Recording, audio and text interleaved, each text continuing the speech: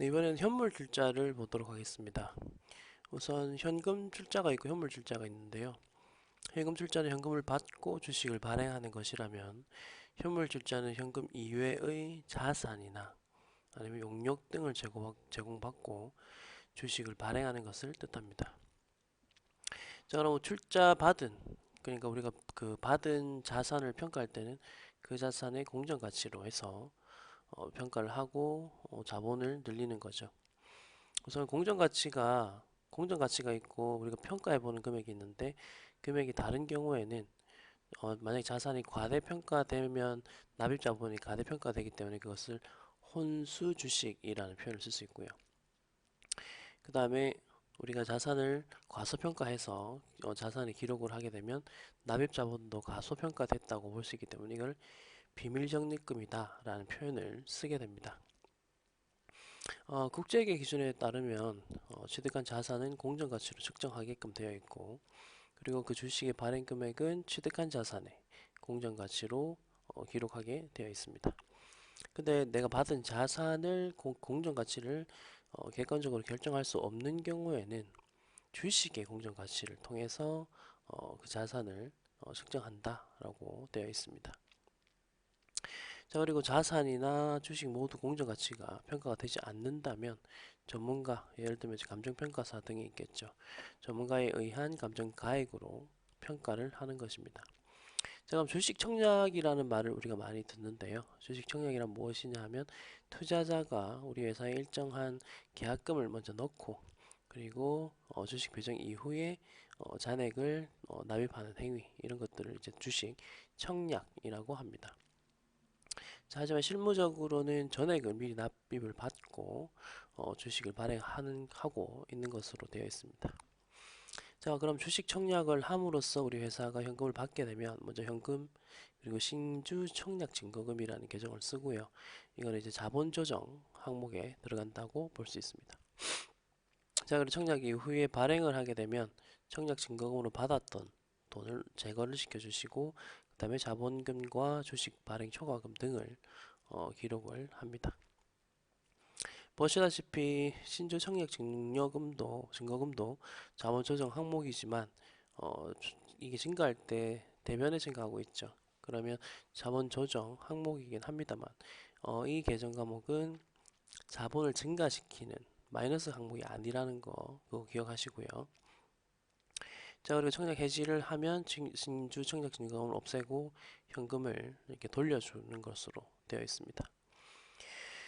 자, 그럼 청약의 해지가 발생하거나 금액을 미납입할 경우에는 신주 청약 증거금을 어떤 식으로 처리하는 것인가인데요. 먼저 청약 증거금 반환 의무가 있으면은 어차피 나중에 돌려줘야 되는 거니까 부채로 분류를 하고, 청약 증거금 반환 의무가 없으면 바로 자본에다 넣어버린다 라고 되어 있습니다. 예제 문제를 한번 읽어보시면 되겠고, 자, 그다음 일괄 발행이라고 되어 있습니다. 여러 종류의 증권을 동시에 발행한다. 뭐 예를 들어 보면 보통주냐 우선주냐 동시에 발행하고, 혹은 보통주 자본 항목과 사채 부채 항목을 동시에 하고, 혹은 이 모든 것들을 동시에 이렇게 발행할 수 있는 형태를 일괄 발행이라고 합니다.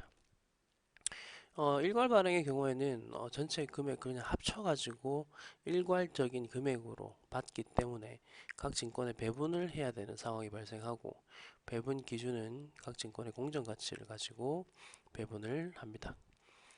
공정가치를 결정할 수 없는 증권이 포함이 될 수도 있겠죠. 그럴 때는 공정가치가 있는 증권에 그 공정가치 해당 금액을 우선 배분을 하고, 나머지 잔액을 공정가치가 없는 증권에 배분한다. 이런 순서로 되어 있죠. 이 부분은 예제 문제를 통해서 같이 한번 이야기를 해보도록 하겠습니다. 자, 히말 트래킹이라는 회사고요. 네팔 정부와 함께 합작으로 새로운 트래킹 루트를 개발합니다. 이제 필요한 자금을 조달을 해야 되기 때문에 먼저 액면 금액은 100원인 보통 주식 20만 주, 그리고 7%의 배당률을 보장하는 액면 금액이 100원인 우선주 10만 주를 일괄 발행하고, 보시다시피 일괄적으로 금액을 6,300만 원을 수취합니다. 자, 그럼 각 경우에 대해서 우선주의 발행 금액을 계산을 하고 이제 회계 처리를 해야 되겠죠. 자, 여기 보시면은 발행 시점에 보통주와 우선주의 공정가치가 각각 나옵니다. 그럼 이제 이걸 바탕으로 해서 계산을 해보면 되는데, 이렇게 계산을 하시면 보시다시피 5대2의 공정가치 비율이 나옵니다. 자, 우리가 배분해야 되는 대상 금액은 요 위에 있는 6,300만 원이죠. 그래서 6,300만 원을 5대2로 배분을 해보시면 보통주는 4,500만 원에 발행했다. 그리고 우선주는 1,800만 원에 발행했다. 이런 식으로 이야기를 할 수가 있겠습니다. 자, 두 번째 케이스는 한 주당, 보통주의 경우에는 한 주당 260원이라는 것을 알지만 나머지는 알 수가 없다. 이런 상황이라면 어떻게 하냐. 우선은 공정가치가 있는 보통주를 먼저 계산을 합니다. 이렇게 하면 5,200만 원이 나오고요. 그리고 우리가 총 6,300을 받았으니까 나머지 금액을 우선주로 배분을 하는 것이죠. 이런 식으로 뭐 처리한다 보시면 되고, 회계 처리는 보시면 보통주 따로 우선주 따로 해서 우리가 배웠던 주식 발행 총액까지 나오게 해서 계산을 한다는 사실을 확인하실 수가 있겠습니다. 자, 이제 아까까지 본 게 무언가를 대가를 받고 주식을 발행함으로써 자본을 증가시키는 거래였다면, 이제는 아무것도 받지 않는 무상증자와 주식 배당에 대해서 이야기를 해보겠습니다. 우선 무상증자는 자본잉여금과 이익준비금에 있는 금액을 자본에 전입을 해서 주식을 발행한다라고 되어 있습니다. 이게 이제 무슨 말이냐 하면, 우리가 자본 부분만 보면 우리 총 5가지 카테고리가 있었죠. 자본금이 있었고, 자본잉여금, 자본조정, 그리고 기타 포괄손익 누계액, 그리고 이익잉여금이 있었습니다. 그러면 이 자본 항목에 있는 금액을, 자본잉여금에 있는 금액과 그 다음에 이익준비금에 있는 금액을 자본금에다가 이렇게 전입을 하는 거예요. 이렇게 전입을 함으로써 주식을 발행하는 거기 때문에 재무상태표, 그러니까 자산의 총 크기라든지 혹은 자본의 총 크기는 변화가 없습니다. 그 이야기를 보시면 되겠고, 자, 그래서 무상증자를 보시면 주발초가 자본잉여금에 있던 거고, 주식 이익준비금은 이익잉여금에 있던 거죠. 그 금액들을 전부 다 자본금으로 보내는 이런 분기가 나옵니다. 자, 그 다음에 주식 배당은 뭐냐면 미처분 이익잉여금이라고 해서 이것도 이익잉여금 항목에 있는 거죠. 요거를 여기 있는 금액을 자본금으로 보내는 겁니다. 이게 주식을 배당한다. 그냥 주식으로 배당을 해주는 거죠. 돈을 주지 않고. 그렇기 때문에 미처분 이익잉여금 감소시키면서 미교부 주식 배당금이라는 계정 과목이 나오게 됩니다. 그리고 실질적으로 주식 배당이 실시가 되면 미교부 주식 배당금을 없애고 자본금으로 가는 거죠. 그래서 이제 위에 그림과 같이 되는 거죠. 자, 이제 주식을 발행할 때 신주 발행비라는 게 발생을 하는데요. 주식을 발행할 때 직접적으로 발생한 비용이다라고 되어 있고요. 뭐 예식 아래쪽에 있고. 자, 그래서 그러면 이 신주 발행비는 과연 어떻게 회계 처리하는 것이 옳으냐, 뭐 그런 건데요. 우선 3가지 방법이 있습니다. 무형자산으로 인식하는 방법, 비용으로 처리하는 방법, 납입자본 차감하는 방법이 있습니다. 우선 뭐 KIFRS 국제회계 기준에서는 납입자본 차감법으로 하기 때문에 우리 세 번째를 보겠습니다. 자, 신주 발행비를 주식의 발행 금액에서 뺀다 라고 되어 있죠. 이게 이제 국제회계 기준에서 하는 방법이니까 이 방법을 이해하시면 되겠고, 예제 문제를 보시면 신주 발행비와 관련된 내용 한번 보겠습니다. 우선 자금을 조달하기 위해서 액면 금액이 100원인 보통주 1000주를 발행합니다. 발행 금액은 17만 원이라고 되어 있네요. 우선 이거 두 개 곱해 보시면은 일단 액면 금액은 10만 원이 되겠습니다. 보시다시피 7만 원만큼의 주식 발행 초과금이 나오는데 주식 발행비가 발생을 했고 15,000원 발생했다. 자, 그러면은 원래라면 이 금액이 17만 원이 되어야 합니다. 근데 신주 발행비가 있었기 때문에 이 금액에서 신주 발행비 마이너스 15,000원을 해서 현금 금액이 나오게 되는 것이고, 자본금의 경우에는 액면 금액 곱하기 주식수니까 항상 금액은 픽스가 되어 있죠. 주발초 같은 경우는 잔액으로 계산하시면 되겠죠. 이런 식으로 하시면 돼요. 그래서 여러분들은 1번만 한번 보시도록 하고요. 자, 이제 주식의 소각이라는 것과 자기 주식을 취득하는 것에 대한 이야기를 보겠습니다. 자기 주식을 취득하는 유형별, 목적과 사후 처리는 무엇인가? 우선 일시적으로 취득하는 경우, 내가 발행한 주식을 우리 회사가 일시적으로 취득하는 경우가 있고, 그 다음에 영구적으로 취득하는 경우가 있습니다. 가장 큰 차이는 일시적으로 취득한 거는 샀다가 팔아버립니다, 바로. 그게 이제 일시적 취득이고요. 영구적 취득은 결국은 나중에 소각함으로써 자본을 감소시키는 목적이 되겠습니다. 자, 그럼 주식의 소각이라는 게 무엇인가를 보았을 때 자본을 감소시키는 것. 그래서 이제 감자라는 표현을 씁니다. 감소시키다 자본을. 자, 그럼 자본을 감소시키는 방법으로는 액면 금액을 감소시키거나 아니면 발행 주식 수를 감소시키거나 뭐 이런 식으로 되어 있는데요. 여기 보시면 돈을 주고 소각하는 게 유상감자, 돈을 주지 않고 다른 방법으로 감소시킨 것을 무상감자라고 합니다. 자, 그러면 이제 보통주 소각에 대해서 한번 보면 이것도 소각은 어쨌든 자본을 감소시키는 건데 경영권을 방어하거나 합병, 과다 유통된 주식을 감소하기 위해서 보통주 소각을 실시하고 실질적 감자와 형식적 감자로 나눌 수가 있습니다. 자, 실질적인 감자는 사업 축소 등을 위해서 불필요한 자본금을 주주에게 돌려주는 것. 그리고 이건 이제 유상감자다라고 볼 수 있겠고요. 돈을 돌려주는 거니까. 자, 그럼 효과는 감자하고 나면 회사의 자산과 자본이 감소가 됩니다. 자, 그럼 채권자에게는 자산이 감소가 되면 채권 담보력 약화가 무슨 말이냐면 채권자들은 우리 회사에게 돈을 빌려주면서 담보를 설정할 거예요. 근데 자산이 감소되면 그만큼 담보로 된 자산들이 감소된다고 볼 수 있고 그만큼 나중에 돈을 못 갚았을 때 그 담보를 가져갈 수 있는 그런 힘이 약해지기 때문에 채권 담보력이 약화된다라는 표현이 가능해지는 겁니다. 상법에서는 이런 것들을 이제 보호하기 위해서 주주총회의 특별 결의를 거쳐서 감자를 하도록 하고 그 다음에 채권자 보호 절차 등의 요건 등을 규정을 해가지고 이러한 소각을 함부로 하지 못하도록 해놨습니다. 자, 그럼 감자를 하다 보면 차익이 생길 수도 있고 차손이 생길 수도 있습니다. 그래서 우리 회사가 액면 금액보다 적게 돌려주면 이득을 보는 거고 액면 금액보다 많이 돌려주게 되면 손해를 보는 거죠. 그래서 이런 계정 과목들이 나오는 거고요. 자, 이제 그림을 보시면은 실질적 감자를 그림으로 나타냈는데 자산과 자본의 일부분이 없어지는 것이기 때문에 자본의 일부분이 소각을 하면 제거가 되고 그럼 자산의 일부분도 소각을 하면 제거가 되는 거죠. 그래서 여기 자산 감소액, 자본 감소액 이런 식으로 그림 표현이 가능해지는 겁니다. 그래서 실질적인 금액이 감소가 되는 거죠. 자, 그러면은 보통주의 소각과 관련돼서 분개를 한번 보도록 할게요. 액면가가 100원인 보통주 1000주를 우선 액면 금액을 계산해 보면 10만원입니다. 유상으로 소각하였다. 소각 당시에 회사의 구성은 다음과 같다 라고 되어 있고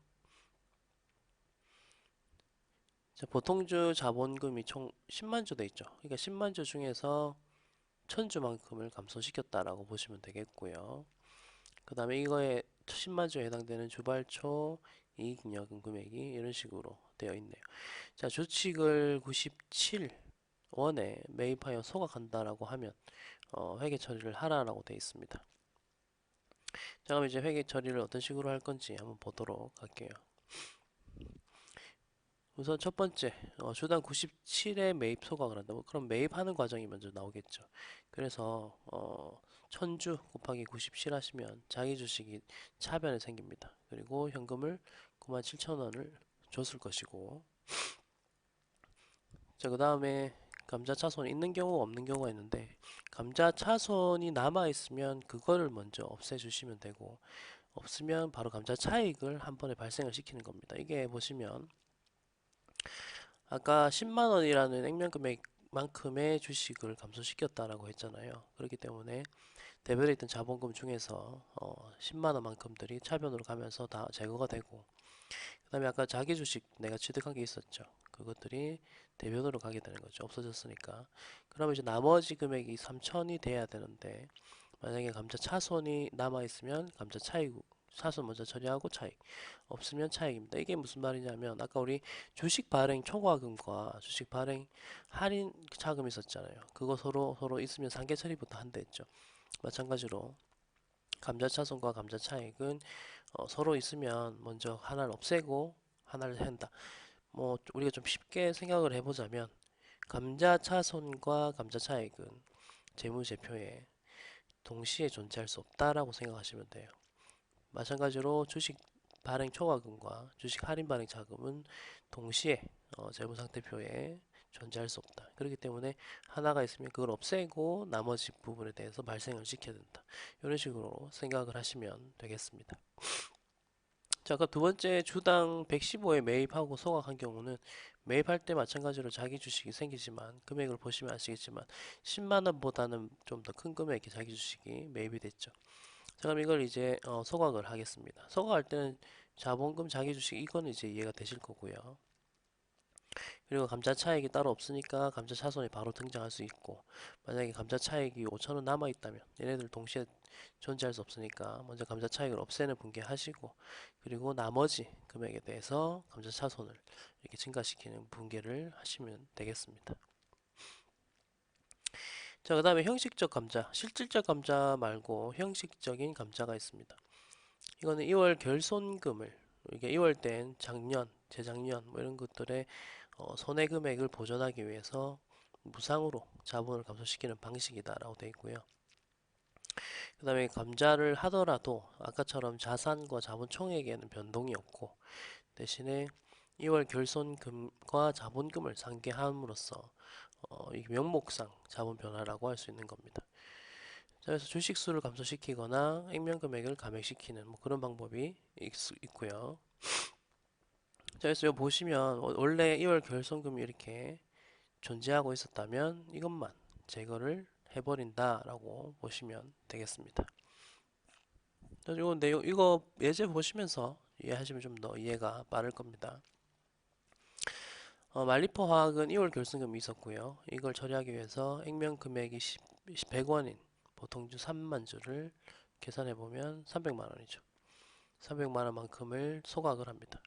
그리고 당시에는 10만 주가 있었네요. 10만 주 중에서 3만 주가 없어진 거라 보시면 되겠고, 그 다음에 2월 결승금이 291만 원인 거 보이죠?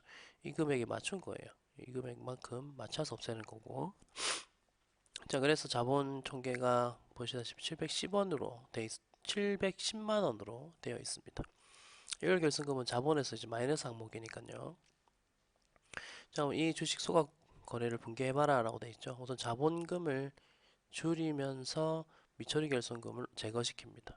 그리고 나머지 부분은 감자 차익으로 처리를 하는 것이죠. 그런 식으로 처리하는구나 라고 하시면 되겠고, 자, 그럼 아까 우리 소각할 때 자기 주식을 취득을 했었는데, 그럼 자기 주식을 또 어느 경우에 취득하는가 보자는 거죠. 가장 큰 목적은 소각입니다. 소각을 하기 위해서 자기가 발행한 주식을 다시 취득한 거죠. 자, 근데 이게 문제점이 있다는 거죠. 본질적으로는 자본의 환급과 동일하다는 거고, 그래서 자본 충실의 원칙에 위배가 되고, 그 다음에 내부 정보가 있는 사람들의 경우에는 이런 것들을 통해서 주가 조작을 할 수 있죠. 왜냐면은 뭐 자기 주식을 취득했다라는 기사가 뜨면 그 투자자들은 그 기사에 반응을 해서 매수를 할 건지 매도를 할 건지를 결정하거든요. 그렇기 때문에 이런 것들을 통해서 악용할 수가 있기 때문에 우선 상법에서는 자기 주식 취득을 금지를 하고 있습니다. 하지만 다음의 경우에는 허용한다라고 돼 있어서 실질적으로 국제 기준을 따르는 기업들이라고 하더라도 이 법이 우선하기 때문에 이 5가지 케이스일 때만 자기 주식 취득을 할 수 있습니다. 대표적으로는 이제 소각, 그다음 합병, 영업을 양수, 그다음에 권리 실행을 하기 위해서, 그다음에 단주 처리. 단주 처리는 주식이 하나 있다는 뜻이에요. 그다음에 주식 매수 청구권. 이건 스톡 옵션이죠. 스톡 옵션을 행사했을 때는 갑자기 자본이 늘어날 수 있기 때문에 회사가 다시 자기 주식을 취득해서 소각할 수도 있다는 거죠. 그래서 자기 주식을 회계 처리하는 방법인데요. 우선은 원가법, 이 취득원가법으로 하는 게 있고 액면금액으로 하는 방법이 있는데, 일단 뭐 액면금액법 위주로 해서 보시면 되겠네요. 액면금액법을 해서 우선 자기 주식을 취득하는 방법에 대해서 원가법을 보셔야 되겠네요. 원가법. 자기 주식을 취득한 그 금액으로 이렇게 기록을 하는 거예요. 기록을 하고 현금을 줬다라고 하는 거죠. 이게 이제 원가법으로 해서 보시면 되겠고, 그 다음에 나머지 밑에 부분들을 한번 참고로 보시면 되겠습니다.